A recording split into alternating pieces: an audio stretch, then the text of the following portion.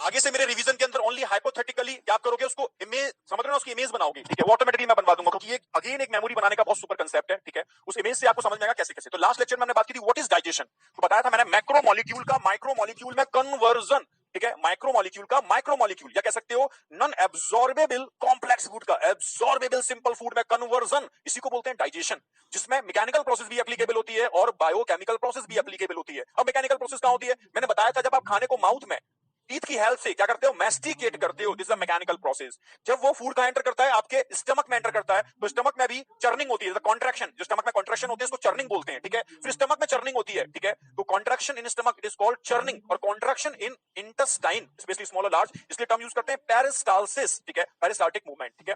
तो माउथ के अंदर मैस्टिकेशन, स्टमक में चर्निंग और पेरिस्टाल्टिक मूवमेंट, पर पेरिस्टाल्टिक मूवमेंट कोई खास रोल नहीं, मेनली ये दो रोल प्ले करते हैं मैकेनिकल डाइजेशन ऑफ फूड के अंदर, ठीक है। भाई आप पहले तो उसको क्या कर रहे हो, हथौड़े से तोड़ रहे हो, फिर आपने केमिकल डाल करके तोड़ा, केमिकल में क्या आ जाएगा, बायोकेमिकल प्रोसेस में एंजाइम्स आ जाएंगे। अगर मैं एंजाइम्स की बात करता हूं तो यहाँ सारे के सारे जो एंजाइम्स होते हैं इस प्रोसेस के अंदर, all digestive enzyme are hydrolase, जो वाटर की प्रेजेंस में, यानी पानी पिला पिला के तोड़ते हैं, वाटर की प्रेजेंस में इस कॉम्प्लेक्स फूड को सिंपल एब्सॉर्बेबल फूड में कन्वर्ट करते हैं, वैसे एंजाइम को हम हाइड्रोलेज बोलते हैं। नीट में या किसी स्टेट पीएमटी में रिपीट हुआ क्वेश्चन है एक दो बार, ठीक है। एनसीईआरटी की लाइन भी बताई थी मैंने, ठीक है, कि जितने भी डाइजेस्ट, अगर हम बात करते हैं वाटर, तो यहाँ वाटर का बहुत इंपॉर्टेंट रोल होता है, क्योंकि वाटर की प्रेजेंस में ये मैकेनिज्म हो रही है, इसीलिए यहाँ पर वाटर कैटाबॉलिज्म या मेटाबॉलिज्म भी बोल सकते हो, मेटा में एना और कैटा दोनों आ जाते हैं, एना मतलब जुड़ना, कैटा मतलब टूटना, कॉमनली बोलते हैं मेटा, यानी एनसीईआरटी की लाइन है in digestion water play important role, ठीक है, इन मेटाबॉलिज्म, मेटाबॉलिज्म दे रखा है नहीं, इट इज अ कैटाबॉलिज्म, ठीक है, तो मेटाबॉलिज्म में वाटर का भी बहुत इंपॉर्टेंट रोल होता है, क्योंकि वाटर की प्रेजेंस में ये मैकेनिज्म होगी, नहीं तो नहीं होगी, this is the digestion.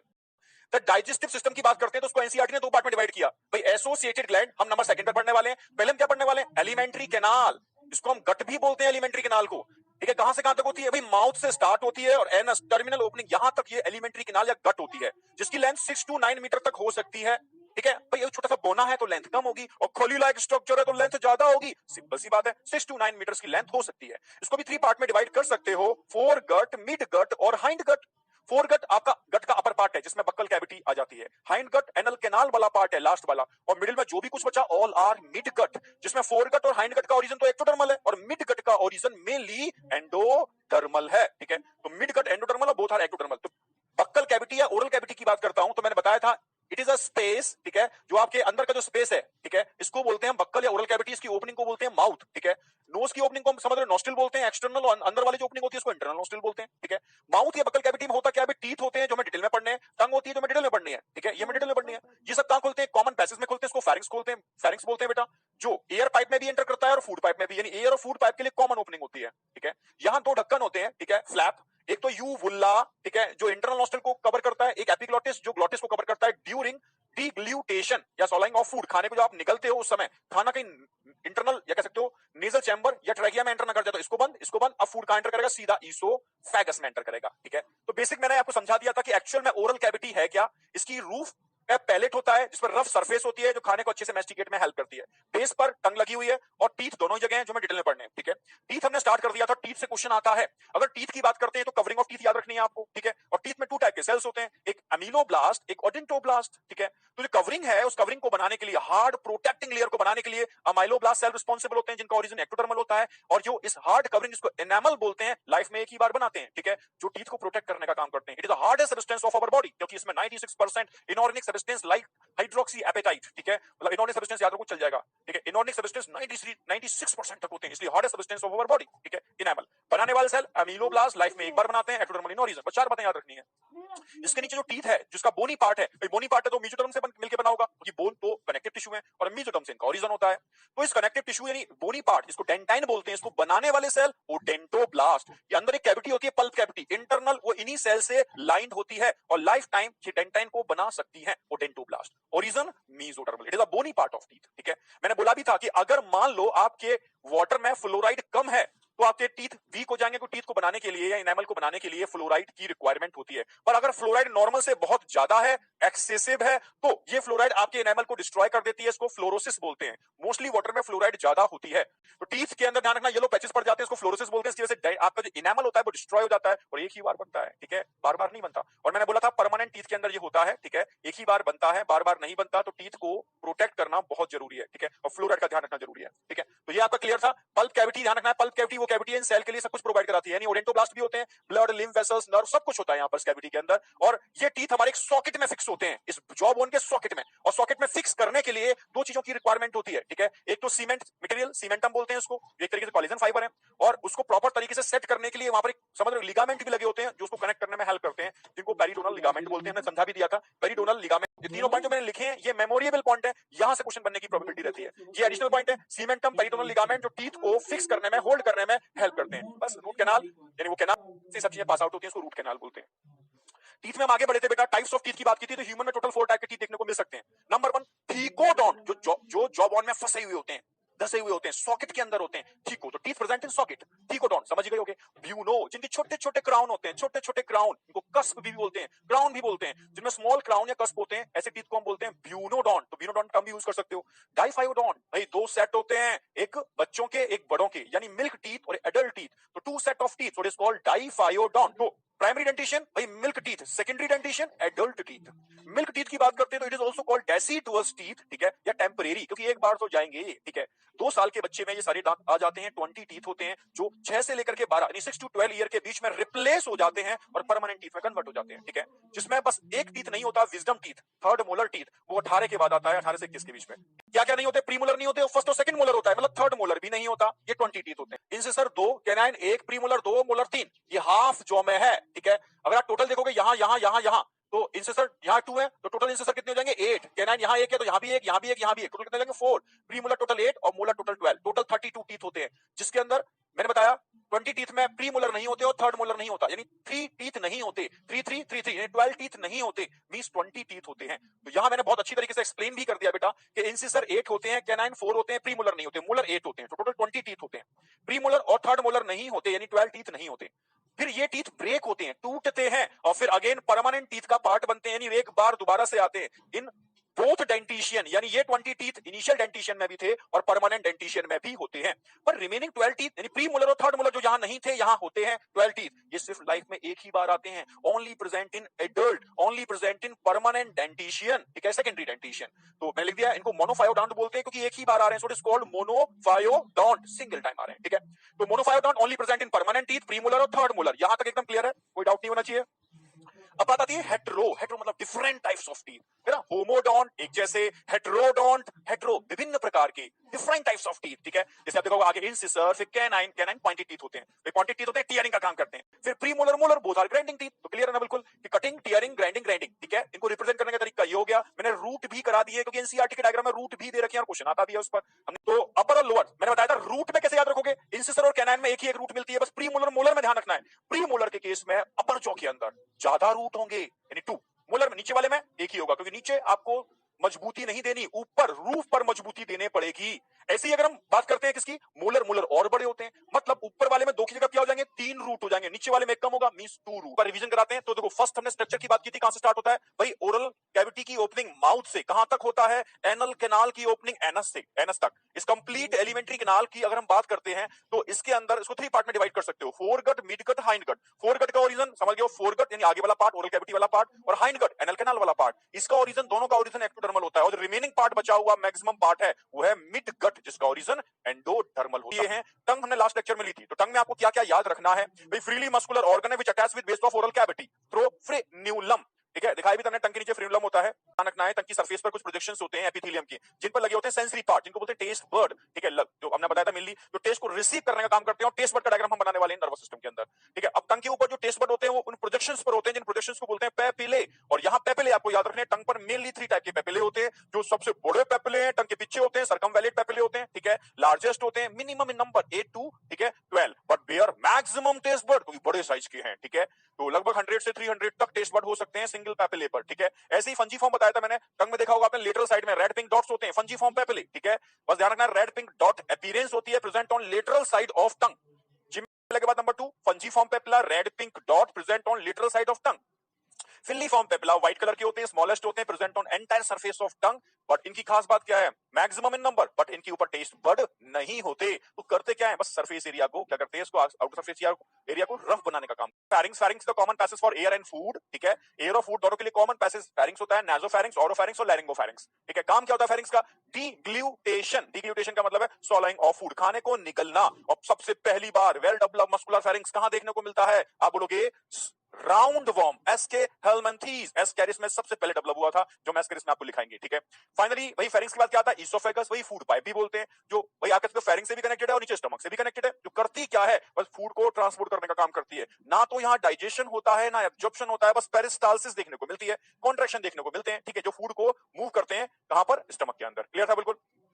Oesophagus की अगर हम बात करते हैं तो मैंने बताया कि यहां दो टाइप के मसल्स, अपर वाला पार्ट है अपर वन थर्ड, आप बोलोगे skeletal muscles, lower two third part आप बोलोगे स्मूथ मसल्स जिन पर हमारा कंट्रोल नहीं होता, ठीक है। तो ईसोफेगस कंप्लीट है हमारा। ईसोफेगस के बाद हम अगर बात करते हैं आगे स्टमक, जो बहुत इंपॉर्टेंट था भाई। जे शेप मस्कुलर ऑर्गन है stomach, J shape muscular organ है which store food for 4 to 5 hours, भाई 4 से 5 घंटों के लिए, ठीक है, खाने को स्टोर कर लेता है, ठीक है। तो बस ये ध्यान रखा। पोजीशन कहां होता है? लेफ्ट या राइट? आप बोलोगे left side, upper left side just below the diaphragm, इसकी पोजीशन हो गई, ठीक है। भाई इसके अंदर कितने टाइप के स्फिंक्टर मिलते हैं? कल भी मैंने बताया था स्फिंक्टर और वॉल में अंतर क्या होता है। स्फिंक्टर ओनली मसल्स होते हैं, ठीक है, जो किसी भी ओपनिंग को, समझ लो, किसी भी ट्रैक को ओपन और क्लोज करने का काम करते हैं, यानी फूड जा भी सकता है आ भी सकता है, जबकि वॉल्व ओनली यूनिडायरेक्शनल फ्लो के लिए रिस्पॉन्सिबल होते हैं, वो वॉल्व होते हैं, ठीक है। तो पूरी कट में एक ही वॉल्व मिलता है, इलियोसिकल वॉल्व, कल बताया भी था मैंने, ठीक है। तो स्फिंक्टर दो होते हैं, एक तो कार्डिक स्फिंक्टर या गैस्ट्रोइसोफेगल स्फिंक्टर भी बोल सकते हो, और नीचे वाले पार्ट में पाइलोरिक स्फिंक्टर, जो पाइलोरिक वाले पार्ट में होता है। तो दो स्फिंक्टर याद रखने हैं। स्टमक को 4 पार्ट में डिवाइड कर सकते हो। ऊपर उठा हुआ पार्ट है फंडस, जो डायफ्राम से कनेक्टेड है, जो ईसोफेगस से जुड़ा हुआ है कार्डियक, ठीक है। रिमेनिंग बीच वाला पार्ट बॉडी, और जो ड्यूडेनम से जुड़ा हुआ है पाइलोरिक। तो 4 पार्ट में डिवाइड कर सकते हैं। कि स्टमक के अंदर जो कॉन्ट्रैक्शन होते हैं मैकेनिकल, इसको बोलते हैं चर्निंग, मैंने कल लिखा दिया था, it is a mechanical contraction, जो कहां होते हैं? स्टमक में। तभी तो बोलते हैं खाना खाने के बाद इन कॉन्ट्रैक्शन को बढ़ाना चाहिए, इससे फूड अच्छे से मैकेनिकल डाइजेशन हो पाए। फोल्ड भी बताए थे मैंने कल आपको, इनको रूगे बोल इंटेस्टाइन को 3 पार्ट में डिवाइड कर सकते हैं, duodenum, jejunum, ileum. Normal small intestine की लेंथ 6 मीटर के आसपास नहीं है, इसको 3 पार्ट में डिवाइड कर सकते हो। ड्यूडेनम जो शी शेप पार्ट है, हेपेटोपेनक्रेटिक ओपनिंग यहां पर देखने को मिलती है। तो जहां पर सब म्यूकोसा में आपको ब्रूनर्स ग्लैंड देखने को मिलेंगे, समझ लेना वो ड्यूडेनम है, और जहां से ब्रूनर्स ग्लैंड खत्म हो गए वहां से जेजुनम चालू हो गया, ठीक है। फिर इलियम की बात करते हैं, तो इलियम का फीचर क्या है भाई? तो इलियम लार्ज इंटेस्टाइन से जहां जुड़ती है वहां एक वॉल्व होता है, इलियोसिकल वॉल्व, एक ही वॉल्व होता है पूरी, ठीक है, एलिमेंट्री कैनाल में। Ileocecal valve Peyer's patches is a characteristic feature of ileum. तो सबसे पहले मैं लार्ज इंटेस्टाइन की बात की थी, मुझे लगता है उसमें तो कोई डाउट होगा ही नहीं। सिक्कम, कोलोन, रेक्टम, 3 पार्ट में हमने डिवाइड किया। सिक्कम की बात करते हैं तो उसको ब्लाइंड सैक बोलते हैं, क्योंकि नीचे से बंद होता है ऊपर से खुला, ठीक है, ब्लाइंड सैक नंबर 1, ठीक है। अगर हम सिक्कम की बात करते हैं तो इसके अंदर कुछ माइक्रो ऑर्गेनिज्म होते हैं, एनसीईआरटी की लाइन है, caecum host some micro organism, और इनका मेन पर्पस क्या था मैंने बताया था। यहां मेन पर्पस होता है कुछ विटामिन के सिंथेसिस में, लाइक विटामिन के, बट कुछ विटामिन बी के फॉर्मेशन में भी हेल्प करता है, ठीक है। साथ में यहां पर एक कह सकते हो कि टेल लाइक स्ट्रक्चर होता है, इसको बोलते हैं वर्मीफॉर्म अपेंडेक्स, ठीक है। It is a vestigial lymphoid organ, मैंने बात की थी, कोलोन के 4 पार्ट थे, असेंडिंग, ट्रांसवर्स, डिसेंडिंग, और एस शेप सिग्मोइड, जो रेक्टम से जुड़ा हुआ होता है, ठीक है। कोलोन में आपको 3 बातें और याद रखनी है। कोलोन में छोटे छोटे चैम्बर्स होते हैं, उनको हॉस्ट्रा बोलते हैं, और कोलोन के अंदर मसल्स होते हैं। एक तो लॉन्गिट्यूडनल मसल्स बताए थे मैंने, टीनिया कोलाई, 3 लॉन्गिट्यूडनल मसल्स, जो कहीं ना कहीं कॉन्ट्रैक्ट करके पेरिस्टालसिस मूवमेंट में हेल्प करते हैं, और फीकल मैटर या अनडाइजेस्टेड फूड को आगे मूव करने में हेल्प करते हैं। कि कोलोन कहां जुड़ा होता है? कोलोन जुड़ा होता है रेक्टम से। रेक्टम में क्या होता है? अनडाइजेस्टेड फूड का एक्यूमुलेशन, स्टोरेज, और एनल कैनाल के थ्रू निकालते हो, और एनल कैनाल में अगेन 2 टाइप के मसल्स होते हैं। आउटर वाले वॉलंटरी होते हैं जो आपके कंट्रोल में होते हैं, और इनर वाले इनवॉलंटरी होते हैं जो आपके कंट्रोल में नहीं होते। क्लियर है बिल्कुल? इसके अलावा मैंने रेक्टम से रिलेटेड एक नोटेबल पॉइंट लिखा था, हिमोरॉइड, याद हो आपको? हीमो मतलब होता है ब्लड, कहीं पर भी ब्लड से रिलेटेड कोई भी टर्म आता है इसको हीमो टर्म को यूज करते हैं। हिमोर मतलब ब्लीडिंग, हिमोर मतलब ब्लीडिंग, हिमोरॉइड यानी ऐसी ब्लीडिंग जो फीकल मैटर के साथ मैंने, और धीरे धीरे आप प्रेशर लगाना स्टार्ट करते हो तो उस प्रेशर में वो तो नहीं आती पर कोई और बाहर आ जाती है, वो कौन है? Rectal vein. धीरे धीरे रेक्टल वेन बाहर आना चालू हो जाते हैं, वो मेम्ब्रेन रप्चर हो जाती है, जिससे ये प्रॉब्लम्स आने स्टार्ट होते हैं। मैंने बताया था जब धीरे धीरे रेक्टल वेन बाहर आना चालू हो जाते हैं तो कभी कभी इतने बाहर आ जाते हैं कि एनस से भी बाहर निकल आते हैं, इसी को हेमोरॉइड या पाइल्स बोलते हैं, ठीक है। और जब faecal matter, dry faecal matter बाहर निकलता है तो इनको रप्चर करता हुआ बाहर निकलता है, जिससे ब्लीडिंग होती है, इसी को बवासीर, पाइल एक्सेट्रा बहुत सारे नाम से टर्म यूज करते हैं, या हेमोरॉइड टर्म यूज करते हैं। हमें फ्रूट्स को, सैलेड को अपनी डाइट में इंक्रीज करना है, फाइबर्स को अपनी डाइट में इंक्रीज करना है, मैदा वाले फूड को दूर करना है, और ध्यान रखना आपको अगर लॉन्ग लाइफ यंग रहना है तो इस बीमारी से बचना पड़ेगा। ये बीमारी आपके बुढ़ापे को लीड करती है समय से बहुत पहले, ठीक है, और सेनीसाइंस डेथ को लीड करती है। रहना है, हेल्दी रहना है तो गट को स्ट्रॉन्ग रखना पड़ेगा, और गट को स्ट्रॉन्ग रखना पड़ेगा तो डाइट को चेंज करना पड़ेगा। एलिमेंट्री कैनाल की 4 लेयर, सबसे अंदर की लेयर म्यूकोसा, क्योंकि म्यूकस से कोटेड होती है, क्योंकि वहां पर गोबलेट सेल होते हैं जो म्यूकस को रिलीज करते हैं। ठीक उसके पीछे पीछे मतलब सब म्यूकोसा, और सब म्यूकोसा के पीछे मस्कुलरिस एक्सटर्ना, यानी बाहर वाली मस्कुलरिस एक्सटर्ना, और फिर सीरोसा। सीक्वेंस समझ में आ गया? इनर टू आउटर म्यूकोसा, सब म्यूकोसा, मस्कुलरिस एक्सटर्ना, सीरोसा। और आउटर टू इनर पढ़ेंगे तो कैसे पढ़ेंगे? सीरोसा, मस्कुलरिस एक्सटर्ना, सब म्यूकोसा और म्यूकोसा। अगर हम मस्कुलरिस एक्सटर्ना की बात करते हैं तो उसमें दो स्मूथ मसल्स होते हैं, पहले सर्कुलर होते हैं इनर, और उसके आउटर लॉन्गिट्यूडिनल होते हैं। जो सर्किल बना रखे हैं वो लॉन्गिट्यूडिनल, बताया था मैंने कि ये लॉन्गिट्यूडिनल मसल्स है, कट करोगे तो आगे से देखोगे तो सर्कुलर दिखेगी। तो आउटर वाले लॉन्गिट्यूडिनल और इनर वाले सर्कुलर होते हैं, ठीक है, ये पूरी एलिमेंट्री कैनाल में होते हैं। पर अगर स्टमक की बात आएगी तो सर्कुलर के नीचे एक एडिशनल मसल्स और होते हैं, ऑब्लिक। मैंने डायग्राम बना के समझाया था, ऑब्लिक मतलब तिरछे मसल्स होते हैं, यानी 3 लेयर्स होते हैं यहां पर मसल्स की। कितनी लेयर्स? 3 लेयर्स। तो 3 लेयर्स मसल्स की होती है बेटा, और इन 3 लेयर्स की बात करते हैं तो ये पेरिस्टाल्टिक मूवमेंट के लिए रिस्पांसिबल होते हैं। तो बेहतरीन चर्निंग हो पाए यहां पर फूड का अच्छे से, ठीक है, चर्निंग हो पाए, तो उसके लिए यहां एडिशनल मसल्स होते हैं, बहुत ध्यान रखना। बिलो सर्कुलर, बिलो सर्कुलर नहीं होगा। तो अब इनर टू आउटर पढ़ोगे तो पहले ऑब्लिक आएंगे, फिर ठीक है लॉन्गिट्यूडिनल आएंगे। आउटर टू इनर पढ़ोगे तो पहले लॉन्गिट्यूडिनल आएंगे, फिर सर्कुलर आएंगे। अगर हम बात करते हैं म्यूकोसा, तो म्यूकोसा में पहले एपिथेलियल टिश्यू होते हैं जिनकी फोल्डिंग से क्रफ्ट बनते हैं, विलाई बनते हैं, और ठीक है आप बोल सकते हो प्लाइका सर्कुलरिस बनते हैं। क्लियर था बिल्कुल? उसके पीछे एरुलर टिश्यू भरे पड़े, यानी लूज कनेक्टिव टिश्यू, जिनके अंदर बेटा नर्व नहीं होते, ब्लड वेसल्स होते हैं, लिम्फ वेसल्स होते हैं, और लिम्फाइड टिश्यू होते हैं, इसको माल्ट बोलते हैं, म्यूकोसा एसोसिएटेड लिम्फाइड टिश्यू, ठीक है, जो हम आगे डिटेल में पढ़ाने वाले हैं सर्कुलेटरी सिस्टम के अंदर। ये ऑलरेडी म्यूकोसा में होते हैं, और उसके म्यूकोसा की जो लास्ट लेयर होती है वो स्मूथ मसल्स होते हैं, जिसको हम बोलते हैं मस्क्यूलरिस म्यूकोसा। म्यूकोसा की मस्कुलरिस, और एक होती है बाहर वाली मस्कुलरिस एक्सटर्ना, वो समझ गए? तो मस्कुलरिस म्यूकोसा, इन 3 लेयर के मिलने से बनती है म्यूकोसा। उसके पीछे submucosa, submucosa only areolar connective tissue, it is a types of loose connective tissue, ठीक है, जिसके अंदर ब्लड वेसल्स होंगे, लिम्फ वेसल्स होंगे, और यहां पर भी माल्ट होंगे। म्यूकोसा एसोसिएटेड लिम्फाइड टिश्यू का जो बड़ा वाला साइज होता है उसको बोलते हैं पेयर्स पैचेस, वो यहां पर होंगे, ठीक है। बट यहां एक खास बात है जो म्यूकोसा में नहीं होती, नर्व, न्यूरॉन, न्यूरॉन यहां होते हैं जो म्यूकोसा में नहीं होते। मस्कुलरिस एक्सटर्ना समझ गए, और serosa it is outer layer, outer layer serosa, इसमें मेनली बनी किससे होती है? सिंपल स्क्वैमस एपिथेलियल टिश्यू, जिसको बोलते क्या है? मेसोथेलियम। ये वो लेयर है जो हमारी विसरा, विसरा मतलब बॉडी कैविटी के हर ऑर्गन के ऊपर होती है, ठीक है, ये गट के ऊपर भी होती है, इसको गट के ऊपर नाम दिया हमने मेसोथेलियम। तो वही लेयर है, सो it is also called visceral layer, ठीक है, या मेसोथेलियम, जो सिंपल स्क्वैमस एपिथेलियल टिश्यू से मिलकर के बनी होती है। और इसके अराउंड क्या होता है? इसके अराउंड लूज कनेक्टिव टिश्यू, ठीक है, यानी सिरोसा भी 2 लेयर बोल सकते हो, आउटर लूज कनेक्टिव टिश्यू और इनर मेसोथेलियम। तो रेगुलेशन में आपको 2 बातें ध्यान रखनी है। हमारे ब्रेन का कौन सा पार्ट है जो रेगुलेट करता है? Medulla oblongata. अच्छा, रेगुलेशन के लिए हमारी गट में जो न्यूरॉन के प्लक्सेस या जाल होते हैं, नेटवर्क होते हैं, वो कहां होते हैं भाई? और back plexuses longitudinal circular muscles के बीच में होता है, ठीक है। मिसनर प्लक्सेस बिलो, समझ रहे हो ना मेरी बात, कह सकते हो या कह सकते हो सब, ठीक है, म्यूकोसा में होता है। ये 2 ध्यान रखने हैं। जो सब म्यूकोसा में होता है, ठीक है, वो एक्चुअल में म्यूकोसा के स्मूथ मसल्स के कॉन्ट्रैक्शन को कंट्रोल करता है। उनमें कॉन्ट्रैक्शन होने से जो ग्लैंड्स होते हैं उन पर प्रेशर पड़ता है, सीक्रेशन, यानी मिसनर प्लक्सेस गट सीक्रेशन को इंड्यूस करते हैं, और बैक प्लक्सेस, ठीक है, पेरिस्टाल्टिक मूवमेंट या कॉन्ट्रैक्शन इन गट को कंट्रोल करते हैं। अब ठीक है, और करवाने वाला ब्रेन का कौन सा पार्ट? आप बोलोगे मेडुला ऑब्लोंगेटा। और इन दोनों को कनेक्ट करने के लिए जो नेटवर्क ऑफ न्यूरॉन होता है उसको पीएनएस बोलते हैं। और पीएनएस के अंदर भी कोई ऑर्गन की बात चल रही है तो कौन सा? आप बोलोगे एएनएस, ऑटोनॉमिक नर्वस सिस्टम। उसमें 2 टाइप की होते हैं, सिंपे और पैरा।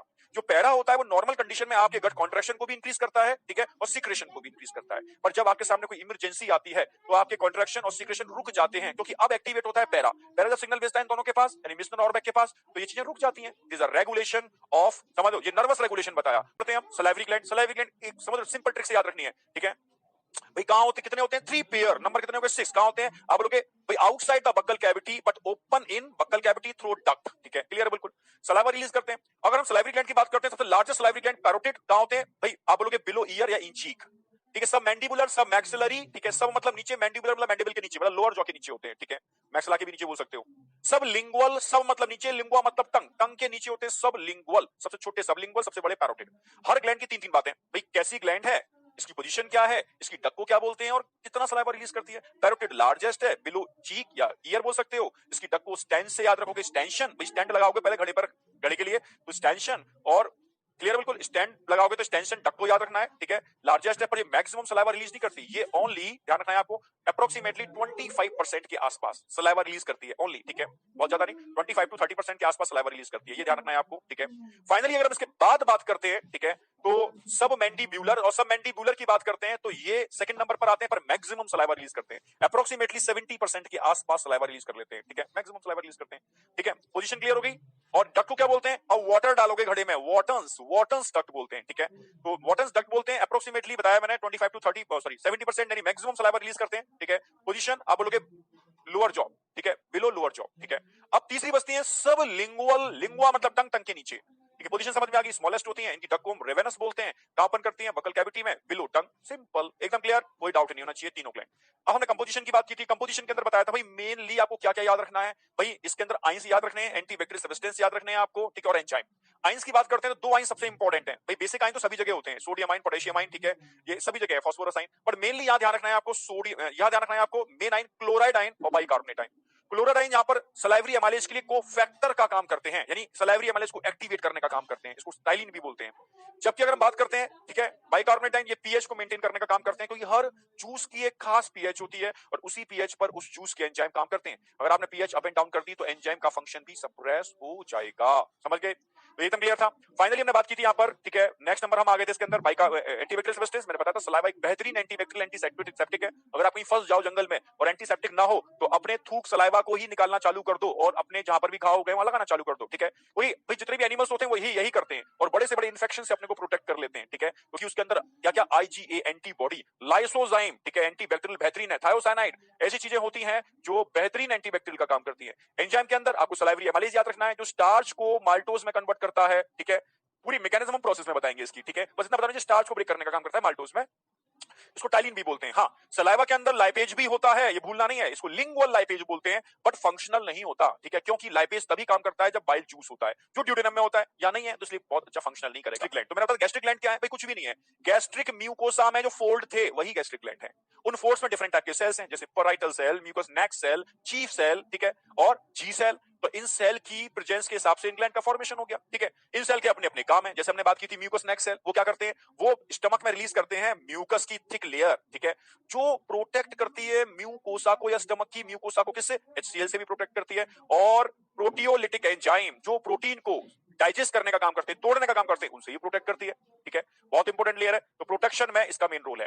नंबर 2 पर हम आ गए थे चीफ सेल, ठीक है, इनको जाइमोजन सेल भी बोलते हैं, पेप्टिक सेल भी बोलते हैं। चीफ क्यों बोलते हैं? Maximum in number, chief cell, ठीक है, गैस्ट्रिक ग्लैंड में सबसे ज्यादा यही होते हैं। जाइमोजन क्यों बोलते हैं? क्योंकि ये protein digestive enzyme active form में नहीं बनाते, और एक्टिव फॉर्म में सोचो एंजाइम बनेंगे तो उन सेल को ही डाइजेस्ट कर देंगे जिसके अंदर वो बन रहे हैं। तो नेचर ने क्या किया? इनको इनएक्टिव फॉर्म में बनाया, इनएक्टिव फॉर्म में ही रिलीज होते हैं, और जब रिलीज हो जाते हैं स्टमक में आते हैं तो HCl उनको एक्टिवेट करता है, यानी HCl की प्रेजेंस में एक्टिवेट होते हैं, और जब वो एक्टिवेट होते हैं तब हमको उससे कोई खतरा नहीं है, क्योंकि तब म्यूकस की लेयर उनसे हमें प्रोटेक्ट करती है, इसलिए इनएक्टिव फॉर्म में रिलीज होते हैं। और इन इनएक्टिव प्रोटीन डाइजेस्टिव एंजाइम को हम बोलते हैं जाइमोजन, यानी ये सेल जाइमोजन रिलीज करते हैं, इसलिए इनको जाइमोजन सेल बोलते हैं। और प्रोटीन डाइजेस्टिव एंजाइम रिलीज करते हैं, so it is called peptic cell. तो ये भी एकदम क्लियर था, कोई डाउट नहीं होना चाहिए। एग्जांपल ही बताए थे मैंने जाइमोजन के, पेप्सिनोजन, ओजन लगा हुआ है इनएक्टिव फॉर्म, प्रोरेनिन, रेनिन की प्रो फॉर्म यानी इनएक्टिव फॉर्म, ठीक है। तो ये प्रोटीन डाइजेस्टिव एंजाइमों को जो इनएक्टिव या जाइमोजन की फॉर्म में रिलीज होते हैं। और थर्ड, और मैंने बताया था गैस्ट्रिक लाइपेज, यहां पर भी लाइपेज होता है, ठीक है, पर वो भी फंक्शनल नहीं होता, एफिशिएंटली वर्क नहीं करता, क्योंकि अगेन बाइल एब्सेंट है, ठीक है, बाइल तो ड्यूटेनम में निकलेगा लिवर से। चलो ये वाली बात क्लियर हो गई। अब एक सेल और बचे, दो सेल और बचे। अब बचे हमने oxyntic cell, it is also called parietal cell, क्योंकि गैस्ट्रिक ग्लैंड के पेराइटल साइड में मिलते हैं, लेटरल साइड में मिलते हैं, so it is called parietal cell. Clear है बिल्कुल। अगर मैं इन सेल की बात करता हूं, HCl और इंट्रिंसिक फैक्टर गैस्ट्रल रिलीज करते हैं, जो रिस्पॉन्सिबल होता है एब्जॉर्प्शन ऑफ विटामिन B12, और विटामिन B12 को आप एक्सट्रिंसिक फैक्टर बोल सकते हो। इंट्रिंसिक का मतलब है अंदर से निकलता है, एक्सट्रिंसिक का मतलब है बाहर से लेते हो।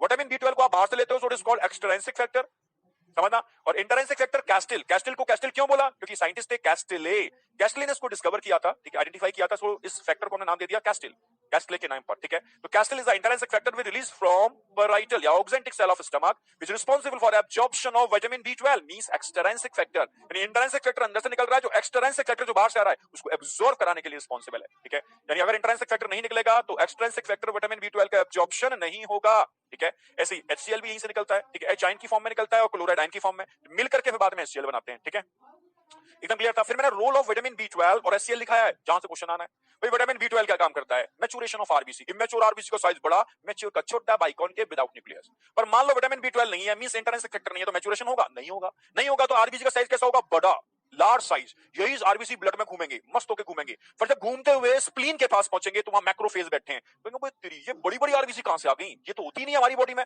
अपनी बॉडी की नहीं है, मार दो उनको, तुरंत मार दो भाई, ये अपनी बॉडी की नहीं है, आइडेंटिफाई कर लेते हैं, वो एबनॉर्मल साइज देखते ही मार दिए जाते हैं, उठा के मार दिया गया उनको, ठीक है। तो जितनी भी आरबीसी निकलेंगे वहां से सबको मारा जाएगा, ठीक है, क्योंकि आप जानते हो स्प्लीन को हम ग्रेवयार्ड ऑफ आरबीसी बोलते हैं, मतलब आरबीसी की कब्र गाह, ठीक है। तो वहां उनकी कब्र बना दी जाती है, आती आती मारते जाते, धीरे धीरे आरबीसी काउंट कम हो जाता है और एनीमिया हो जाता है। तो एनीमिया का कारण क्या है, उनका बड़ा साइज, इसीलिए इस एनीमिया को बोलते हैं मैक्रोसिटिक एनीमिया या पर्नीसियस एनीमिया। एकदम क्लियर था, कोई डाउट नहीं होना चाहिए, मैक्रोसिटिक या पर्नीसियस एनीमिया, यहां तक एकदम क्लियर कट होना चाहिए, कोई डाउट नहीं, ठीक है। अब आगे बढ़ते हैं बेटा, ठीक है।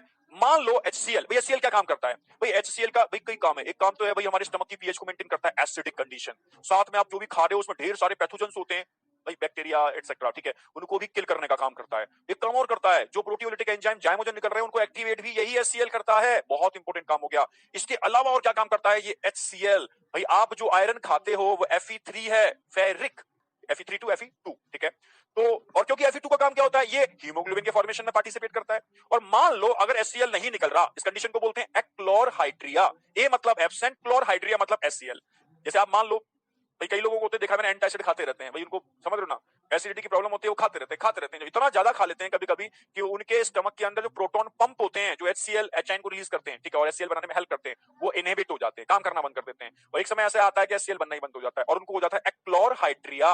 एक्लोरहाइड्रिया भाई मान लो एक तरीके से बफर सॉल्यूशन है, ठीक है भाई, आप बफर आपने डाल दिया, बफर क्या कर देगा, उस पीएच को न्यूट्रल कर देगा, मैंने बोला भी। और अगर आप खाना धीरे धीरे खाते हो, चबा चबा के खाते हो, सलाइवा रिलीज कर करके खाते हो, मतलब ध्यान से, तो ऑटोमेटिकली कभी आपको एसिडिटी की प्रॉब्लम ही नहीं होगी। तो इस सलाइवा में बाइकार्बोनेट आयन बहुत ज्यादा होते हैं जो बेहतरीन बफर का काम करते हैं और स्टमक की पीएच को भी मेंटेन कर लेते हैं, एसिडिटी को रोकने का काम करते हैं। जरूरी है इस तरीके से, आप समझ गए ना मेरी बात।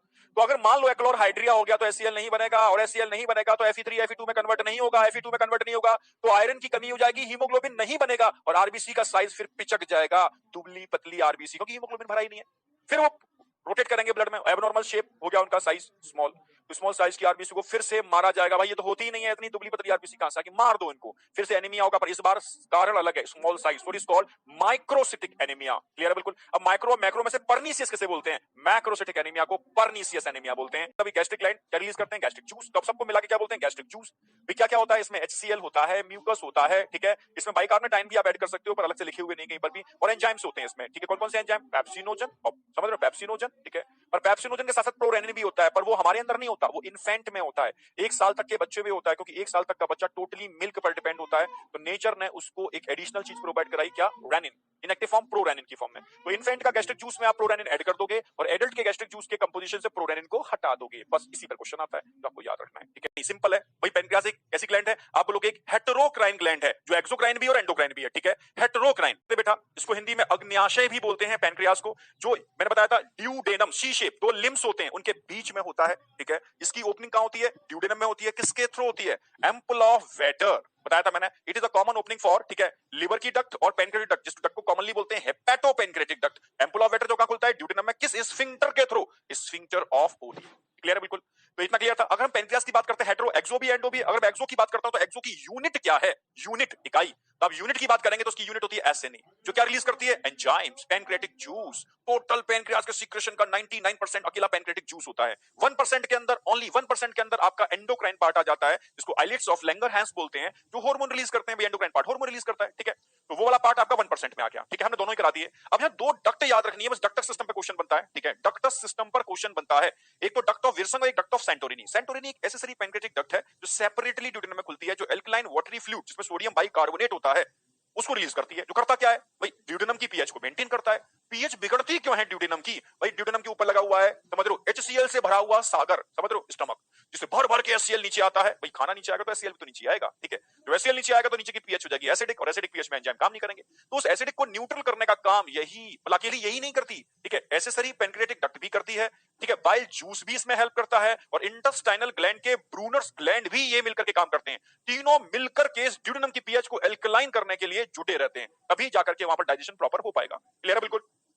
दूसरी डक्ट हमने बताई थी डक्ट ऑफ विल्सन, ये मेन पैनक्रियाटिक डक्ट जो हेपेटोपैनक्रियाटिक डक्ट बनाने के लिए रिस्पांसिबल होती है, जो एंजाइम रिच पैनक्रियाटिक जूस को रिलीज करने के लिए रिस्पांसिबल होती है, बस। फिर मैंने बोला था pancreatic juice is a complete digestive juice. Complete digestive juice क्यों कंप्लीट डाइजेस्टिव जूस बोला इसको, क्योंकि बेटा पैनक्रियाटिक जूस की अगर बात करते हैं तो इसमें कार्बोहाइड्रेट, स्टार्च डाइजेस्टिव एंजाइम भी होते हैं, ठीक है। इसके अंदर हम बात करते हैं तो इसके अंदर न्यूक्लिक एसिड डाइजेस्टिव एंजाइम भी होते हैं, प्रोटीन डाइजेस्टिव एंजाइम भी होते हैं और लिपिड डाइजेस्टिव एंजाइम भी होते हैं। यानी चारों टाइप के फूड जो हमारी डाइट में होते हैं, इन चारों को डाइजेस्ट करने वाले एंजाइम इसके अंदर हैं। So it is called complete digestive juice. ना तो सलाइवरी जूस में चारों होते हैं, ना गैस्ट्रिक जूस में चारों होते हैं, ना ही, ठीक है, लिवर से जो बाइल जूस निकल रहा है उसमें चारों होते हैं, ना ही इंटेस्टाइनल जूस में चारों होते हैं।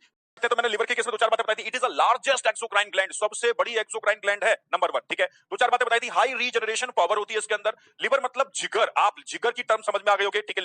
भाई जिगर के टुकड़े, यानी यहाँ लोब्स होते हैं, एक बड़ा लोब होता है, एक छोटा लोब होता है, ठीक है। तो दोनों लोब डक्टर सिस्टम की बात करते हैं, डक्टर सिस्टम पर आ रहा है, पहले कॉमन बात कर दूं, ठीक है। तो लिवर की अगर हम बात करते हैं तो लिवर में रीजनरेशन पावर ज्यादा होती है। लिवर की अगर बात करते हैं तो लिवर में जो फैगोसिटिक सेल्स होते हैं उसको कफर सेल बोलते हैं। लिवर की कवरिंग की बात करते हैं तो ग्लिसन्स कैप्सूल, यहां तक कि लिवर की जो यूनिट होते हैं बेंजीन रिंग लाइक स्ट्रक्चर जिनको लोब्यूल बोलते हैं, उनकी कवरिंग भी ग्लिसन्स कैप्सूल। एक्चुअली में कवरिंग क्या है? It is a white fibrous connective tissue जो उनके अराउंड भी मिलते हैं और लिवर के अराउंड भी मिलते हैं, ठीक है। तो बेसिक हो गया भाई, दो लोब होते हैं, राइट लेफ्ट, राइट बड़ा लेफ्ट छोटा, दोनों आपस में, ठीक है, फैल्सिफॉर्म लिगामेंट के थ्रू आपस में कनेक्टेड होते हैं, ठीक है। फाइनली बात करते हैं इसका डक्टर सिस्टम। राइट, मैंने डक्टर सिस्टम में बताया भी था कि लिवर की अगर हम लेफ्ट और राइट डक्ट की बात करते हैं तो हेपेटिक डक्ट बोलते हैं, जो मिलकर कॉमन हेपेटिक डक्ट बनाती है।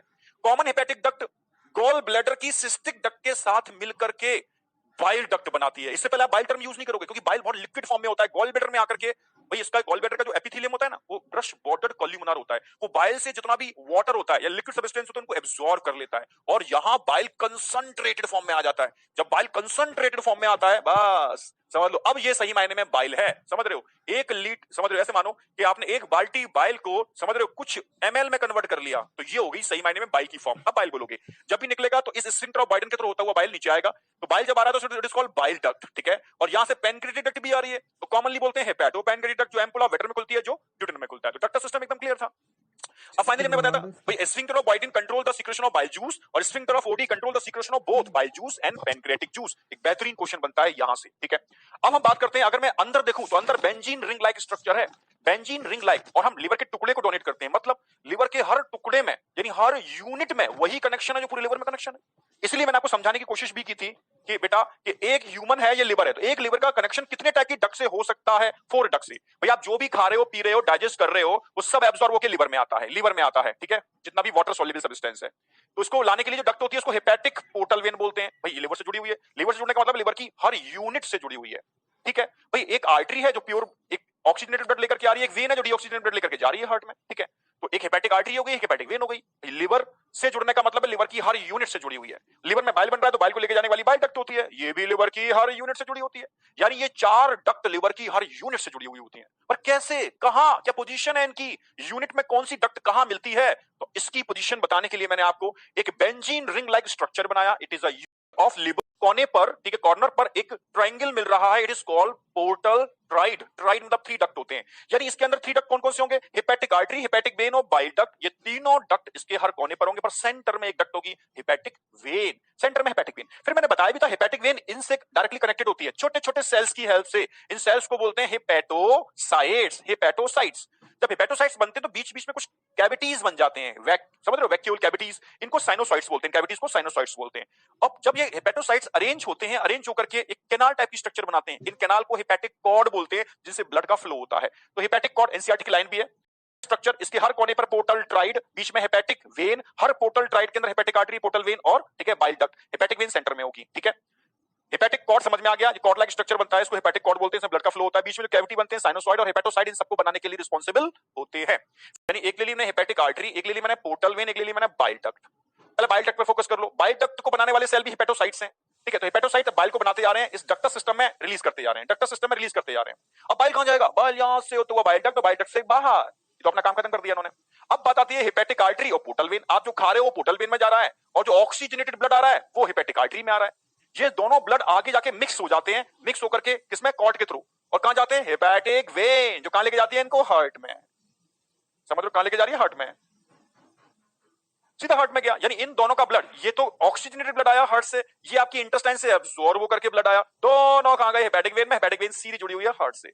तो समझ में आया? उसी के बीच में जो मैंने डॉट दिखा रखे हैं, इट इज अ कफर सेल। यानी इस ब्लड में अगर कुछ भी इंप्योरिटीज होती है, ये पकड़ पकड़ के खा जाते हैं, फिल्टरिंग करने का काम कर रहे हैं, प्यूरिफिकेशन करने का काम कर रहे हैं, बीच में लगे हो जाते हैं। कोई आप जो भी खा रहे हो पोर्टल वेन में आया, पोर्टल वेन भी इसी का एक पार्ट है, दूसरा पोर्टल वेन इसी के पार्ट है, पोर्टल वेन की ब्रांच सभी का पार्ट है। ठीक है, पोर्टल वेन में जो आया और एक आर्टरी में आया, आर्टरी और पोर्टल वेन दोनों के ब्लड आपस में मिलकर के सेंटर में हेपेटिक वेन में मिल जाते हैं। जबकि ग्रीन कलर की बाइल डक्ट है, इनके लिए छोटे छोटे बाइल कैनालिकुले होते हैं, उनसे होता हुआ बाइल डक्ट और बाइल से बाहर निकल जाता है।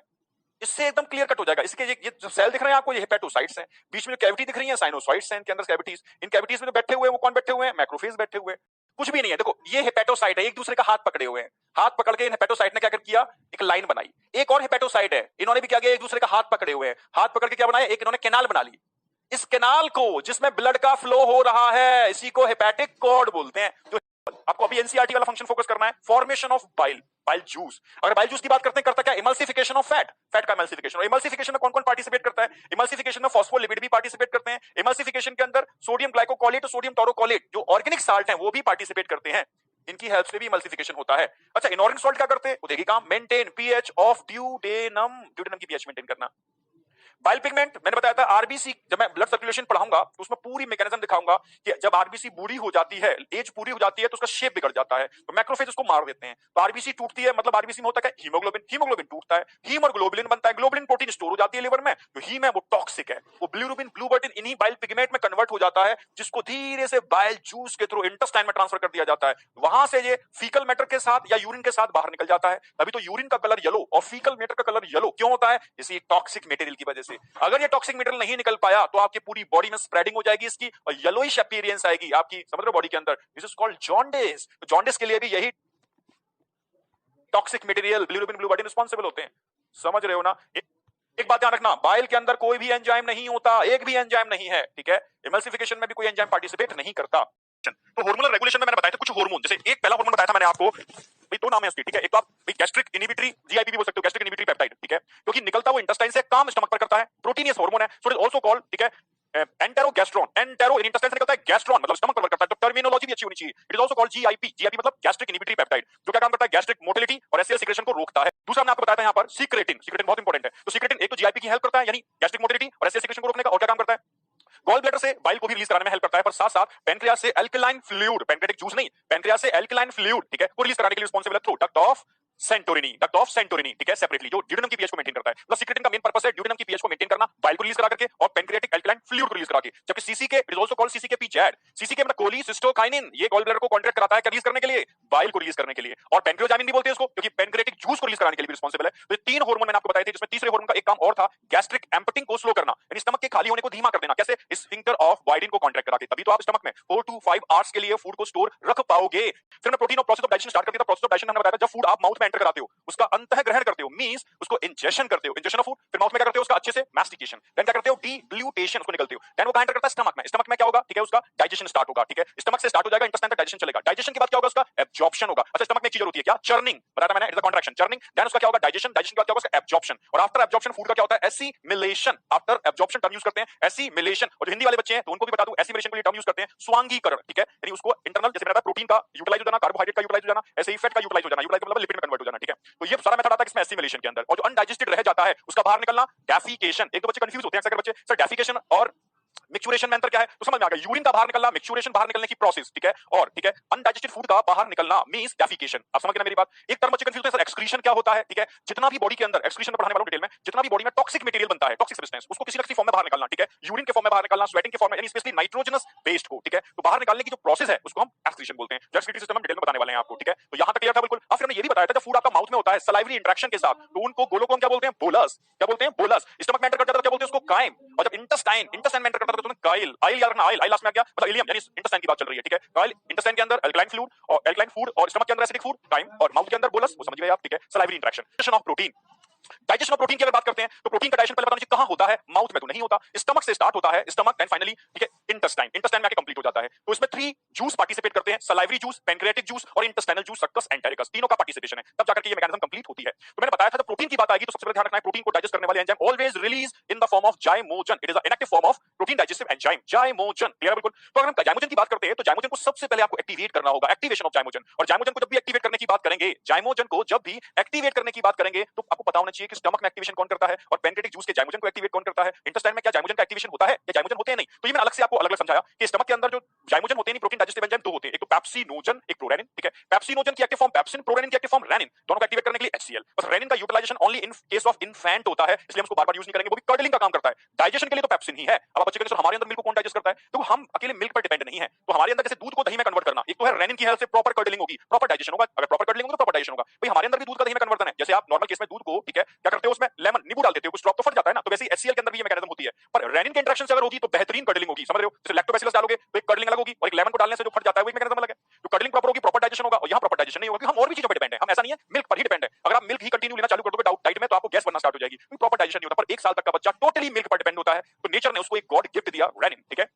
तो रेनिन कहीं ना कहीं उसके मिल्क को प्रॉपर डाइजेशन में हेल्प करता है। तो समझ में आ गया होगा नेचर ने रेनिन इन्फेंट को ही क्यों दिया। हमारे केस में क्या होता है, हमारे केस में कर्डलिंग जो होती है वो HCl की वजह से हो जाती है, पर बेहतरीन नहीं होती, और पेप्सिन तो डाइजेस्ट करने का दोनों भी काम करता है, ठीक है। तो क्लियर था बिल्कुल। पेप्सिन करता क्या है, प्रोटीन को पेप्टॉन्स और प्रोटियोसिस, क्या होते हैं पेप्टॉन्स और प्रोटियोसिस, भाई बड़ी चेन है, उसको छोटे छोटे टुकड़ों में तोड़ देना, ठीक है। पेप्टॉन्स और प्रोटियोसिस इट इज अ स्मॉल, ठीक है, पेप्टाइड्स और प्रोटीन, क्लियर है बिल्कुल, यहां तक कोई डाउट नहीं होगा। तो स्टमक में क्या हुआ, कुछ प्रोटीन टूटी पेप्टॉन्स और प्रोटियोसिस में, कुछ नहीं भी टूटी, ठीक है। अब ये कहां एंटर करेंगे, इंटेस्टाइन में। अब इंटेस्टाइन में सबसे पहले कौन हम बात करेंगे, सबसे पहले बात करेंगे हम पैनक्रियाटिक जूस की। तो पैनक्रियाटिक जूस में 3 एंजाइम बताए थे, ट्रिप्सिन, थाइमोट्रिप्सिन, ठीक है, और प्रोकार्बोक्सीपेप्टाइडेज। तो ट्रिप्सिन को एक्टिवेट करता है, ट्रिप्सिनोजन की फॉर्म में निकलता है, इसको ट्रिप्सिन में कन्वर्ट करता है कौन, एंटेरोकाइनेज, इंटेस्टाइनल जूस में मिलने वाला एंजाइम, तो डाइजेशन में पार्टिसिपेट नहीं करता, ओनली ट्रिप्सिनोजन को ट्रिप्सिन में कन्वर्ट करता है। जब ट्रिप्सिन एक्टिवेट हो जाएगा पैनक्रियाटिक जूस का, तब वो बचे हुए 2 एंजाइम यानी काइमोट्रिप्सिनोजन, ठीक है, और प्रोकार्बोक्सीपेप्टाइडेज को एक्टिवेट कर देगा। अब तीनों एंजाइम जब एक्टिवेट होते हैं तब क्या करेंगे, ट्रिप्सिन तो क्या काम करेगा, ट्रिप्सिन वो काम करेगा जो स्टमक में पेप्सिन कर रहा था, मींस प्रोटीन को पेप्टॉन्स और प्रोटियोसिस में तोड़ देगा। अब जो स्टमक में पेप्टॉन्स और प्रोटियोसिस बन गए थे उनको ब्रेक करने के लिए कौन पार्टिसिपेट करेगा यहाँ पार्टिसिपेट करने वाले हैं मैंने बताया, ठीक है। एक तो ट्रिप्सिन, एक तो क्या नाम है, प्रोकार्बोक्सीपेप्टाइडेज, ठीक है, क्लियर था बिल्कुल, और एक काइमोट्रिप्सिन जो काइमोट्रिप्सिनोजन की फॉर्म में था। दोनों मिलकर के इसको तोड़ देंगे किसके अंदर, पेप्टॉन्स और प्रोटियोसिस को तोड़ देंगे किसके अंदर, आप लोग डाइपेप्टाइड्स के अंदर, छोटे-छोटे 2-2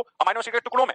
हां, कुछ अमीनो एसिड भी यहां मिल जाते हैं आपको, ठीक है। डाइपेप्टाइड टूटने से मानो 7 अमीनो एसिड की चेन है, 2-2 निकालोगे तो लास्ट में एक तो बच जाएगा ना। तो एक्चुअल में पैनक्रियाटिक जूस से होता क्या है, प्रोटीन टूटती है पेप्टॉन्स और प्रोटियोसिस में with the help of trypsin, और रिमेनिंग पेप्टॉन और प्रोटियोसिस जो स्टमक में बने थे वो टूटते हैं डाइपेप्टाइड में विद द हेल्प ऑफ, ठीक है, काइमोट्रिप्सिन और कार्बोक्सीपेप्टाइडेज। इतना टूट गया हमारा। अब क्या होगा, अब इंटेस्टाइनल जूस में 2 ही एंजाइम बताए थे मैंने, कौन-कौन से एंजाइम बताए थे इंटेस्टाइनल जूस के अंदर, 2 बताए थे बेटा मैंने, अमीनो पेप्टाइडेज और डाइपेप्टाइडेज। अमीनो पेप्टाइडेज जो स्टमक के अंदर, समझना सॉरी, जो इंटेस्टाइनल ड्यूडेनम के अंदर पैनक्रियाटिक जूस से पेप्टॉन और प्रोटियोसिस बन गए थे उनको तोड़ देगा डाइपेप्टाइड में, और डाइपेप्टाइड पहले से भी थे। अब सारे डाइपेप्टाइड को तोड़ने के लिए डाइपेप्टाइडेज सारे डाइपेप्टाइड को अमीनो एसिड में तोड़ देगा, complete digestion of protein. 5 step ध्यान रखने, 2 स्टेप मैंने कहा बताया आपको स्टमक के अंदर, एक पेप्सिन का और एक रेनिन का, ठीक है। ऐसे 2 स्टेप मैंने बताया आपको पैनक्रियाटिक जूस के अंदर, ठीक है, टोटल 6 हो गए। हां, 2 स्टेप पैनक्रियाटिक जूस के अंदर, एक ट्रिप्सिन का, ठीक है, और एक, ठीक है, काइमोट्रिप्सिन और कार्बोक्सीपेप्टाइडेज, और लास्ट में 2 स्टेप बताए मैंने आपको इंटेस्टाइनल जूस में, ठीक है, जिसमें क्या था, एक स्टेप के अंदर अमीनो पेप्टाइडेज ने, ठीक है, डाइपेप्टाइड में कन्वर्ट कर दिया पेप्टॉन और प्रोटियोसिस को, और दूसरे स्टेप के अंदर आपने सारे के सारे डाइपेप्टाइड को अमीनो एसिड में तोड़ने के लिए डाइपेप्टाइडेज। तो बताता हूं, स्टार्च का डाइजेशन 30% का होता है माउथ में, रिमेनिंग 70% का होता है ड्यूडेनम में with the help of pancreatic juice. तो स्टार्च माल्टोज में टूटता है माउथ में 30%, रिमेनिंग 70% स्टार्च ड्यूडेनम में, ध्यान रखना आपको, ड्यूडेनम में अगेन एमाइलेज, तो एमाइलेज दो ही जगह होता है, सलाइवा में और ड्यूडेनम के अंदर पैनक्रियाटिक जूस में।